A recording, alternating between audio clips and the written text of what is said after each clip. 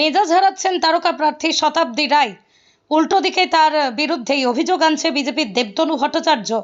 Postal ballot গণনা চলাকালীন বীরভূম লোকসভা কেন্দ্রের দুই প্রার্থী বিজেপির দেবতনু ভট্টাচার্য, তৃণমূলের প্রার্থী শতাব্দী রায় একের পর অপরকে অভিযোগ। দেবতনু ভট্টাচার্যের অভিযোগ, কাউন্টিং হলের সামনে শতাব্দী রায় নিরাপত্তারক্ষী সহ আর্মস নিয়ে চারিদিকে ঘোরাঘুরি করছে।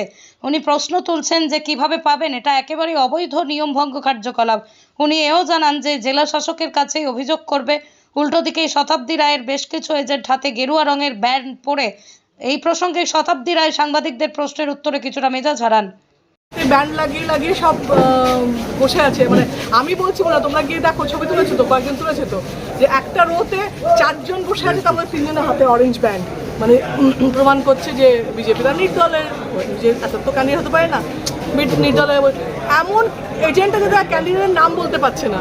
তুমি কোন ভাই, কোন দলের, কোন ক্যান্ডিডেট নাম বলতে পারছে না, আর যে কিছু বলছে হ্যাঁ হ্যাঁ করে সব লাফিয়ে এমনি কি ওই এজেন্টগুলো আছে বলে কোনো আশঙ্কা? দাদা বাজে কথা বলা, গোলা প্রশ্ন বলা ইরিটেট করে। এখনো পর্যন্ত কি কথা বললাম না তোমার সাথে, এখনো বলবো না, মানে এটা বেনিয়ম নাই বলছি।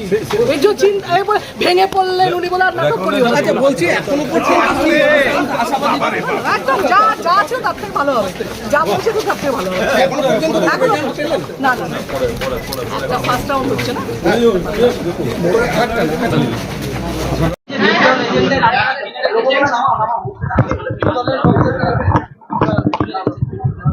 শতাব্দী রায় পার্সোনাল সিকিউরিটি নিয়ে ভিতরে কি করে ঘুরছেন, প্রথমে সেটা উনি জবাব দিন। প্রথম, এখানে যাদের সিকিউরিটি আছে তারা এখানে এন্টাইটেলড নন, কিন্তু উনি ক্যান্ডিডেট, উনি আসতে পারেন, কিন্তু উনি পার্সোনাল সিকিউরিটি উইথ আর্ম নিয়ে এখানে প্রেমিসেসের মধ্যে কিভাবে ঘোরাঘুরি করছেন বিভিন্ন যেখানে কাউন্টিং হচ্ছে কাউন্টিং স্টেশনগুলোতে, তার জবাবটা আগে ওনাকে দিতে বলুন, তারপর বাকি অভিযোগের জবাব আমি দেবো।